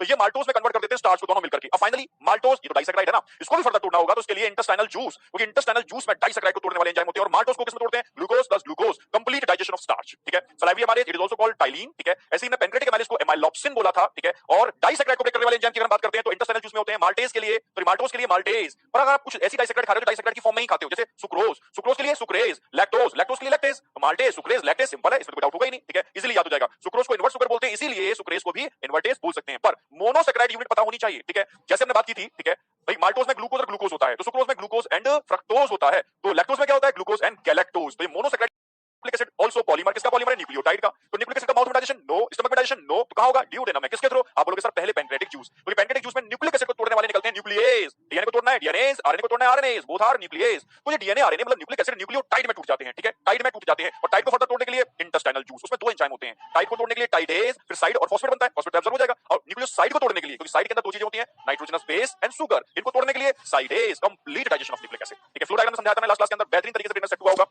फाइनली हम बात करते हैं इसके अंदर लिपिड, बहुत इंपॉर्टेंट था। तो लिपिड का डाइजेशन तभी पॉसिबल है, तो पहले बताया था लिपिड होता क्या है, इट इज अ ट्राइग्लिसराइड्स, ये ट्राइग्लिसराइड्स है। अब ट्राइग्लिसराइड्स क्या होते हैं, जो अल्कोहल और long chain of fatty acid के एस्टरिफिकेशन से बनते हैं, हमने बना के भी दिखाया आपको, भाई it is a triglyceride, esterification से बन रहा है, 3 एस्टर बॉन्ड होते हैं इसके अंदर, ये पॉलीमर नहीं होते, ये ध्यान रखना है, सब पॉलीमर होते हैं पर लिपिड पॉलीमर नहीं होते। लिपिड बोलो, फैट बोलो, समझ रहे हो ना मेरी बात, या ट्राइग्लिसराइड्स बोलो, एक ही बात है। इसमें 3 एस्टर बॉन्ड होते हैं, 3 फैटी एसिड जुड़ते हैं ग्लिसरॉल में, तो आप एक एस्टर बॉन्ड तोड़ोगे तो डाइग्लिसराइड और फैटी एसिड मिलेगा, 2 एस्टर बॉन्ड तोड़ोगे तो मोनोग्लिसराइड, 2 फैटी एसिड मिलेंगे, और तीनों एस्टर बॉन्ड तोड़ दोगे तो आपको ग्लिसरॉल और 3 फैटी एसिड मिल जाएंगे। यही तो करना है। तो सबसे पहले क्या करना होगा, आप खाते हो फैट, ठीक है। अब कई बच्चों के दिमाग में आया होगा, सर नेचर ने माउथ में एमाइलेज क्यों बनाया, सॉरी माउथ में लाइपेज क्यों बनाया, भाई लाइपेज तो माउथ में भी मिलता है ना, सलाइवरी लाइपेज, लिंगुअल लाइपेज बोलते हैं इसको, स्टमक में भी लाइपेज होता है, गैस्ट्रिक लाइपेज, पर काम नहीं करते, क्यों नहीं करते, क्योंकि हम जो फैट खाते हैं वो नॉन इमल्सिफाई फैट खाते हैं, ठीक है। जो स्टमक में जाकर, जो ड्यूडेनम में जाकर के इमल्सिफाई होता है बाइल के थ्रू, तब जाकर के लाइपेज एक्टिवेट होता है और तब जाकर के आपके फैट का डाइजेशन स्टार्ट होता है। पर मान लो आपसे क्वेश्चन दे दिया गया घुमा करके कि अगर किसी ह्यूमन की डाइट में इमल्सिफाइड फैट है तो डाइजेशन कहां से स्टार्ट होगा? बोलने वाले हो माउथ से ही चालू हो जाएगा, क्योंकि एमाइलेज, क्योंकि लाइपेज, लिंगुअल लाइपेज तो माउथ में भी मिलता है, पर ये लाइपेज नॉर्मल फैट को डाइजेस्ट नहीं कर सकता। अगर इमल्सिफाइड फैट मिल जाएगा तो माउथ से ही डाइजेशन चालू। ये बहुत फैट, या इन case of emulsified digestion start from mouth with the help of, आप बोलोगे लिंगुअल लाइपेज, समझ रहे हो? फिर गैस्ट्रिक लाइपेज भी पार्टिसिपेट करेगा, क्योंकि नॉर्मल हम इमल्सिफाइड फैट नहीं खाते, हम नॉर्मल फैट खाते हैं, जो फैट नॉर्मल होता ही है। उस फैट का पहले बाइल की प्रेजेंस में इमल्सिफिकेशन होता है, मत ना, ठीक है। बड़े बड़े फैट ग्लोब्यूल्स का फैट ड्रॉपलेट में कन्वर्ट होना, इसमें बाइल जूस का पार्टिसिपेशन बताया था मैंने। बाइल जूस में bile salt, specially organic salt और लिसिथिन पार्टिसिपेट करते हैं। लिसिथिन सरफेक्टेंट का काम करता है, यानी फैट ग्लोब्यूल की सरफेस पर जो फोर्स था उसको रिमूव करता है, जिससे वो ड्रॉपलेट में फैल अपने आप कन्वर्ट हो जाता है। फिर ड्रॉपलेट रीअसेंबल ना हो जाए, इसलिए ऑर्गेनिक सॉल्ट उनके अराउंड अरेंज हो जाते हैं, उनकी रीअसेंबलिंग को रोकते हैं। It is a complete emulsification. और आफ्टर इमल्सिफिकेशन किसका एक्टिवेशन होता है? लाइपेज, पैनक्रियाटिक लाइपेज और इंटेस्टाइनल लाइपेज मिल करके, घेर घेर करके, समझ रहे हो ना मेरी बात, इन ट्राइग्लिसराइड को तोड़ने का काम करते हैं। तो पहले पैनक्रियाटिक लाइपेज क्या काम करेगा? पैनक्रियाटिक लाइपेज एक ट्राई को मोनो में, ठीक है, एक बॉन्ड तोड़ेगा, डाइग्लिसराइड्स और फैटी एसिड मिलेंगे, ज्यादा से ज्यादा 2 बॉन्ड ब्रेक कर सकता है एस्टर बॉन्ड, तो मोनोग्लिसराइड और, ठीक है, फैटी एसिड मिल सकते हैं। पर अगर मैं इंटेस्टाइनल लाइपेज की बात करता हूं तो ये मोनो को तोड़ेगा इसमें ग्लिसरॉल में, डाई को तोड़ेगा मोनो के अंदर और फैटी एसिड, यानी फाइनली आपको मिलने वाले हैं फैटी एसिड, मोनोग्लिसराइड और ग्लिसरॉल, पर बाइल सॉल्ट साथ में होते हैं। इन सब के मिलने से कॉन्ट्रैक्शन जब होता है तो कुछ मिसल्स बन जाते हैं, ठीक है, वही मिसल्स, ठीक है। इनका एब्जॉर्प्शन होता है और एक बार नहीं 2 बार होता है। पहला एब्जॉर्प्शन इंटेस्टाइन की विलाई की एपिथेलियम में होगा, वहां पर इन मिसल्स का कन्वर्जन काइलोमाइक्रोन में होगा, जो प्रोटीन के पैकेट्स होते हैं जिनके अंदर ट्राइग्लिसराइड्स अगेन से बनते हैं, जो भर जाते हैं, ठीक है। अब सेकंड एब्जॉर्प्शन इस एपिथेलियम से लैक्टेल्स, जो लिम्फ कैपिलरीज हैं, उसमें होगा काइलोमाइक्रोन की फॉर्म में। क्लियर है? बिल्कुल, ये ध्यान रखना है आपको, ठीक है। लैक्टेल्स जो होते हैं वो लिम्फ वेसल्स हैं, लिम्फ कैपिलरीज हैं, वो लिम्फेटिक सिस्टम में चले जाएंगे। उनके अराउंड जो ब्लड वेसल्स होते हैं वो इनको एब्जॉर्ब नहीं करते, वो ओनली और ओनली वाटर सॉल्युबल फूड या विटामिन को एब्जॉर्ब करते हैं। जितना भी fat soluble food, fat soluble vitamin, ठीक है, एडीई के या काइलोमाइक्रोन से पूछा जाए किस शुगर का एब्जॉर्प्शन ओनली और ओनली एक्टिव ट्रांसपोर्ट या सेकेंडरी एक्टिव ट्रांसपोर्ट से होता है, आप बोलोगे गैलेक्टोज। गैलेक्टोज किस शुगर का एब्जॉर्प्शन ओनली और only facilitated transport without ATP होता है, with the help of carrier protein, आप बोलने वाले हो फ्रक्टोज। किस शुगर का एब्जॉर्प्शन तीनों तरीके से होने वाला है, आप बोलोगे ग्लूकोज। ग्लूकोज का एब्जॉर्प्शन एक्टिव भी होता है, फैसिलिटेटेड भी होता है, सिंपल डिफ्यूजन भी होता है, ठीक है। तो ये ध्यान रखना है। अगर हम बात करते हैं अमाइनो एसिड, तीनों तरीके से एब्जॉर्ब हो जाते हैं, ठीक है, तीनों तरीके से, डिफरेंट टाइप के होते हैं। अगर आपसे लिपिड की पूछते हैं ओनली सिंपल डिफ्यूजन, वाटर के लिए पूछते हैं only osmosis, positive ion only और only active, specially primary active, negative ion all negative ion only passive without ATP. अब फास्ट फूड खाना छोड़ दो, बाहर का जितने भी पैकिंग फूड खाना छोड़ दो, नेचुरल फूड पे आ जाओ, ठीक है। और हफ्ते में एक दिन फास्ट, फास्ट का मतलब वैसा फास्ट नहीं, सिंपल, यानी आप सोचो कि फ्रूट्स खाएंगे, ओनली फ्रूट्स खाएंगे, अपने आप लिवर स्ट्रांग हो जाएगा। लिवर ही तो ऐसा ऑर्गन है, समझ रहे हो, जिसको मजबूत करने के लिए हमें कुछ नहीं करना होता, बस उसको रेस्ट देना होता है। कैलोरी फैट खा रहे हो, कार्बोहाइड्रेट खा रहे हो, ठीक है, या प्रोटीन खा रहे हो, तो इन तीनों के अंदर देखो 2 तरीके की कैलोरी वैल्यू होती है। या तो आप इंस्ट्रूमेंट से मेजर करो, एक कैलोरी मीटर आता है, उसमें 1 ग्राम फैट या 1 ग्राम प्रोटीन या 1 ग्राम आप, ठीक है, कार्बोहाइड्रेट डालोगे तो एग्जैक्ट पॉइंट्स के अंदर आपकी कैलोरीफिक वैल्यू आ जाएगी, ठीक है। इसको आप क्या बोलोगे? ग्रॉस वैल्यू बोलोगे, इसको ग्रॉस वैल्यू, ठीक है। पर अगर हम बॉडी में बात करते हैं तो बॉडी में जो वैल्यू हम लेके चलते हैं वो पॉइंट्स में लेके नहीं चलते, नॉर्मल वैल्यू लेके चलते हैं। जैसे यहाँ पॉइंट्स में आ रही है 9.45, तो यहाँ 9 किलो कैलोरी पर ग्राम लेंगे, यहाँ 5.65 तो यहाँ 5 तो एक्जेक्टली लेंगे 4 किलो कैलोरी पर ग्राम, या 4.10 तो यहाँ, मतलब फिजियोलॉजिकल। फिजियोलॉजिकल का मतलब बॉडी के अंदर काफी एनर्जी हीट की फॉर्म में लॉस हो जाती है, 10 किलो कैलोरी बोलते हैं। फिजियोलॉजिकल का मतलब बॉडी के अंदर, ठीक है। ग्रॉस का मतलब एग्जैक्ट कैलोरी मीटर से आप नाप रहे हो, इतनी नाम दे देंगे उन्होंने, क्या इतना ग्राम, ठीक है, प्रोटीन इंटेक की, इतने ग्राम उन्होंने फैट इंटेक किया, इतना कार्बोहाइड्रेट खाया, तो बताओ कितनी कैलोरी कंज्यूम कर ली। ये मैं निकालना बता दूंगा, लास्ट में क्वेश्चन भी ऐड किए हुए हैं, ठीक है। क्या तो न्यूट्रिएंट 2 तरीके के होते हैं, एक तो ऐसे न्यूट्रिएंट जो आपको एनर्जी देते हैं, समझ रहे हो ना, एक आपको एनर्जी देते हैं, इनको प्रॉक्सिमेट फूड बोलते हैं। एक होते हैं प्रोटेक्टिव फूड, क्वेश्चन प्रॉक्सिमेट और प्रोटेक्टिव पर आता है, ये टर्म बच्चा नहीं जानता, यही गलती कर देता है। प्रॉक्सिमेट फूड वो फूड होते हैं, ठीक है, जो आपको क्या देते हैं बेटा? एनर्जी प्रोवाइड कराते हैं, और प्रोटेक्टिव फूड वो फूड होते हैं जो आपको सुरक्षा देते हैं, प्रोटेक्ट इम्यून सिस्टम को बूस्ट करते हैं। समझ गए मेरी बात? तो एक होते हैं मैक्रोन्यूट्रिएंट जो ऐड है, प्रोटेक्टिव और प्रॉक्सिमेट, यहां क्वेश्चन बनेगा, ये मैंने ऐड कर दिया है, क्वेश्चन बनने की प्रोबेबिलिटी रहती है। तो प्रॉक्सिमेट प्रिंसिपल से प्रॉक्सिमेट फूड वो फूड होते हैं जो आपको एनर्जी देते हैं, प्रोटेक्टिव प्रिंसिपल से प्रोटेक्टिव फूड्स वो फूड होते हैं जो आपको प्रोटेक्शन प्रोवाइड कराते हैं। तो आप जानते हो भाई कार्बोहाइड्रेट, प्रोटीन, फैट क्यों खा रहे हो आप? इससे क्या मिल रही है आपको? एनर्जी मिल रही है, it is macronutrient, it is proximate food. भैया विटामिन्स मिनरल क्यों टेक करते हो? एनर्जी के लिए? No, it is a protection, vitamins minerals, समझ रहे हो ना। देखो कोरोना टाइम पर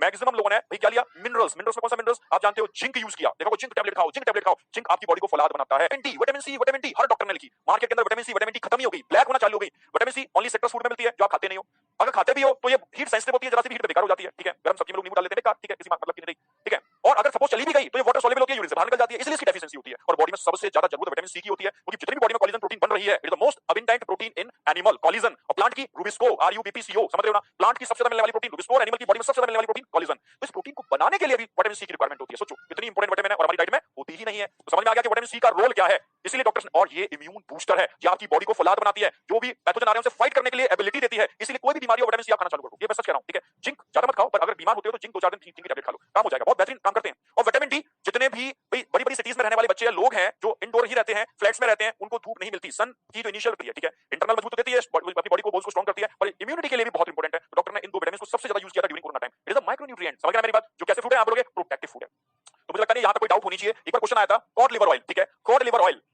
कॉड लिवर ऑयल क्या प्रोटेक्टिव फूड में काउंट होता है या प्रोक्सीमेट? अब दिमाग में बच्चे क्या था, कॉड लिवर ऑयल, ऑयल, अरे ऑयल तो फैट है, फैट है एनर्जी देगा, एनर्जी का फैट लगा देगा, वो प्रोक्सीमेट प्रिंसिपल गलत हो गया। कॉड लिवर ऑयल जो हम लेते हैं मार्केट में टैबलेट्स आते हैं, वो एनर्जी के लिए नहीं आते, क्योंकि it is a source of vitamin, ठीक है, क्योंकि लिवर एक ऐसा ऑर्गन है जो मैक्सिमम विटामिन को स्टोर करता है। फैट सॉल्युबल सारे विटामिन स्टोर होते हैं, पर vitamin B12 it is also water soluble, ठीक है, ये भी लिवर में स्टोर होती है। इसलिए कॉड लिवर ऑयल जो मछली के लिवर का ऑयल निकाला जाता है, उसको टैबलेट्स की फॉर्म में आप लेते हो, ठीक है, इट इज आप किसको लेते हो? ओनली फॉर प्रोटेक्टिव प्रिंसिपल, यानी कह सकते हो विटामिन्स और मिनरल्स के लिए लेते हो, ठीक है। ये क्वेश्चन आया हुआ था, बच्चों ने गलती की थी, कंसेप्ट में बता दिया आपको क्या याद रखना है, ठीक है, यहां तक कोई डाउट नहीं होगा। अब डिसऑर्डर्स की बात करते हैं। अब एक क्वेश्चन अब तक नीट में नहीं आया भाई, एलिमेंट्री कैनाल के अंदर नॉर्मली बैक्टीरियल वायरल इन्फेक्शन तो होते ही हैं, आप जानते ही हो, ठीक है, most common bacterial viral infection. अब क्वेश्चन क्या आएगा? The infection are also caused by parasite, which of the following parasite responsible for gut infection? अब एनसीईआरटी के पैरासाइट याद रखने हैं आपको, ठीक है। इन्होंने दे रखा है टेप वर्म, इन्होंने दे रखा है राउंड वर्म, इन्होंने दे रखा है थ्रेड वर्म, इन्होंने दे रखा है हुक वर्म।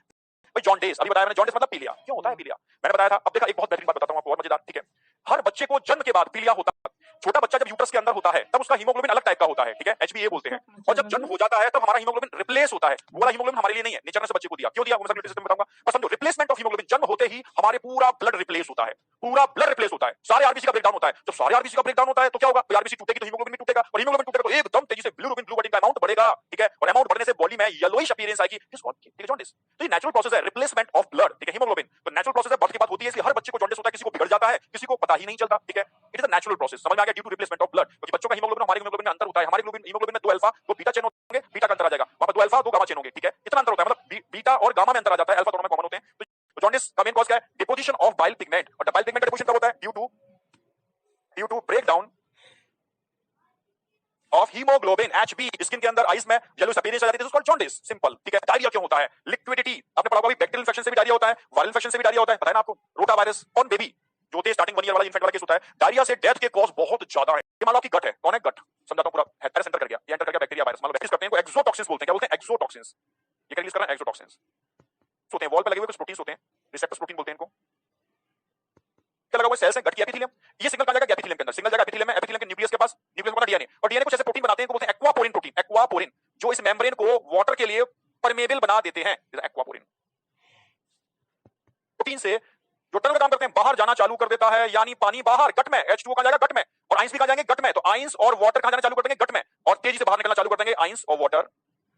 आयनिक डेफिशिएंसी हो जाएगी, डिहाइड्रेशन हो जाएगा और डेथ हो जाएगी। तो यही कारण होता है क्या? डायरिया, ठीक है। देखा होगा डायरिया जब किसी को होता है तो, ठीक है, देखा होगा अंदर जाता है, पेट पकड़ के फिर बैकग्राउंड मूवमेंट, जब बोबल मूवमेंट की एबनॉर्मल फ्रीक्वेंसी हो, मतलब आप उठ रहे हो, लग रहा है फिर बैठ गए, फिर उठ रहे हो, फिर बैठ गए, सबसे गलती करके आएगा। जब एबनॉर्मल फ्रीक्वेंसी हो, बोबल मूवमेंट हो, एबनॉर्मल, समझ रहे हो ना, बस समझ अनकंट्रोल, ठीक है, उठ रहे हो फिर बैठ रहे हो, तो डायरिया। और जब, समझ मेरी बात,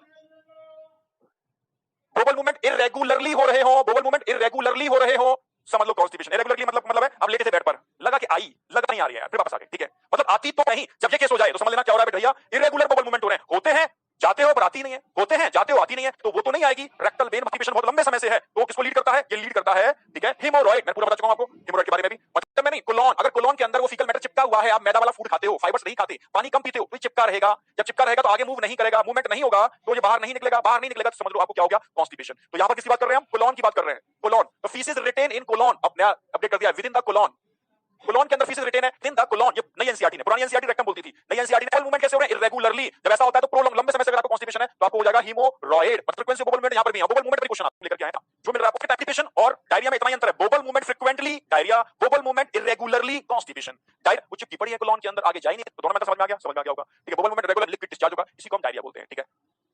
और जब डायरिया होता है तो फूड का एब्जॉर्प्शन आपका बहुत वीक हो जाता है, तभी तो डॉक्टर कहता है डायरिया के टाइम पर, ठीक है, अब लिक्विड चीजें ज्यादा लो, खाना मत खाओ, खाना खाओगे तो एब्जॉर्ब भी नहीं होगा। तो दोनों थोड़ा समझ में आ गया होगा, मुझे लगता है कोई डाउट नहीं है। अब next, control by medulla oblongata.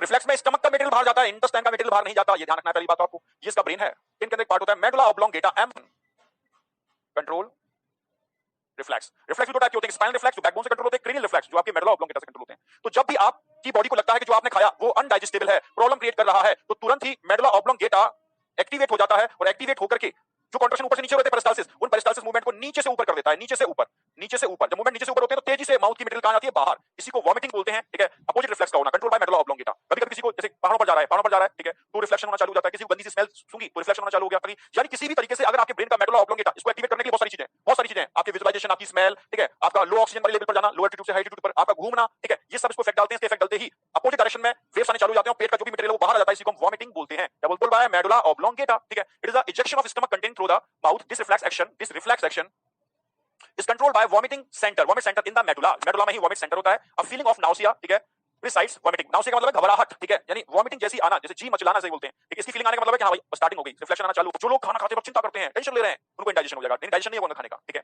यानी जब भी आप टेंशन में आओगे फूड डाइजेस्ट नहीं होगा, सिंपैथेटिक एक्टिवेट हो जाएगा, आपका डाइजेशन रुक जाएगा। समझ में आया? तो इंडाइजेशन के लिए एंजाइटी खतरनाक है। एंजाइटी इनएडिक्वेट एंजाइम सीक्रेशन, अक्सर बूढ़े लोगों के अंदर एंजाइम का प्रॉपर सीक्रेशन नहीं होता बुढ़ापे पर, ठीक है, तब उनको इंडाइजेशन की प्रॉब्लम होती है, जो ओल्ड एज प्रॉब्लम है, ठीक है। जैसे फूड पॉइजनिंग, आपने उल्टा सीधा भर लिया पेट के अंदर, भर लिया, ठीक है, तो बताओ क्या डाइजेशन हो पाएगा उसका? प्रॉपर एंजाइम नहीं, इंडाइजेशन हो जाएगा, आपको प्रॉपर डाइजेशन हो नहीं पाएगा, प्रॉपर एंजाइम रिलीज होंगे, ठीक है, it is also indigestion.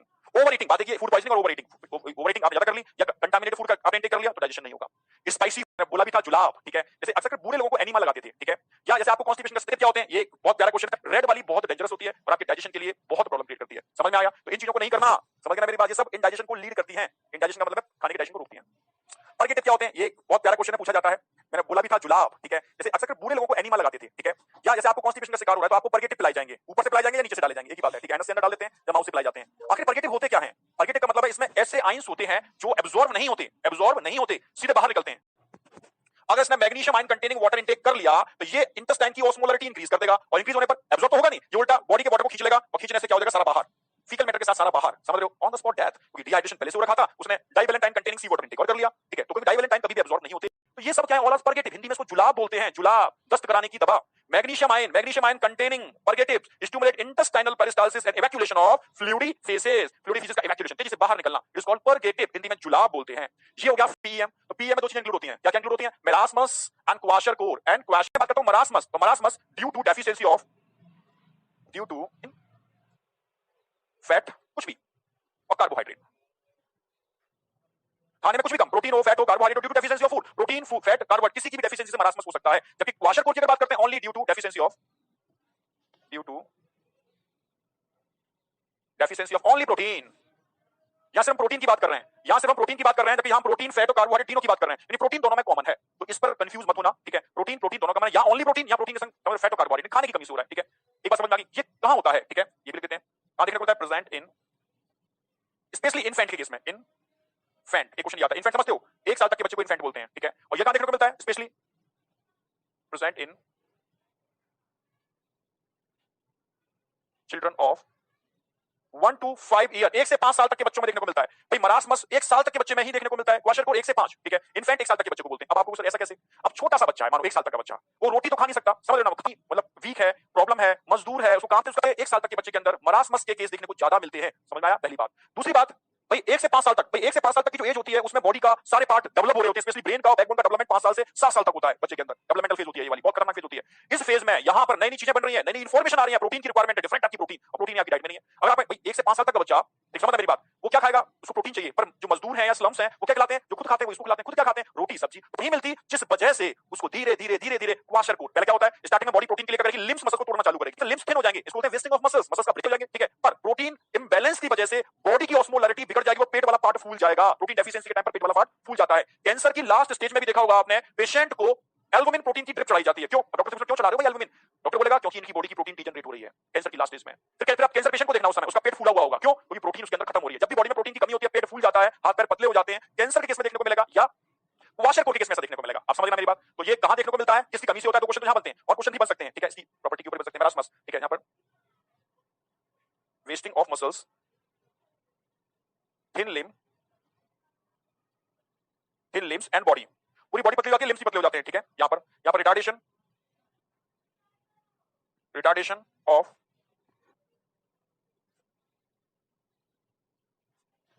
Mental and physical growth, ये कॉमन चीजें हैं। यहां पर ओडीमा देखने को नहीं मिलता,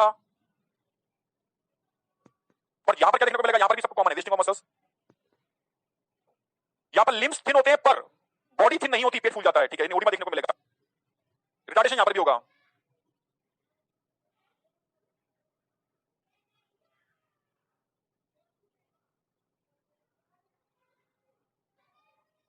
पर ओडीमा यहां नहीं होगा, ओडीमा यहां पर प्रेजेंट होता है, प्रेजेंट। सॉरी यहाँ इधर एब्सेंट प्रेजेंट, एब्सेंट क्योंकि इसमें पेट नहीं फूलेगा, फूलेगा पेट, यहाँ प्रेजेंट होगा, ठीक है। ये ध्यान रखना, बिल्कुल कंपाइल कर दिया मैंने, जिसे आप मैच कर पाओ। क्या चीज ऐसी है जो दोनों में अनकॉमन है? ओडीमा, या पूरी बॉडी थिन होती है, या पूरी बॉडी थिन नहीं होती, ओनली लिम्स थिन होते हैं, ठीक है। वेस्टिंग ऑफ मसल दोनों में होती है, due to deficiency of protein, deficiency of only protein या protein fat carbohydrate. 1 year 1 to 5 year, ये जितने भी अंडर डेवलप्ड कंट्री हैं वहां देखने को बहुत मिलता है, specially South and South East Asia, South America, West and Central Africa, यहाँ ये चीजें देखने को बहुत मिलती हैं। देखा भी होगा मूवीज में, पिक्चरों में, या दिखाते हैं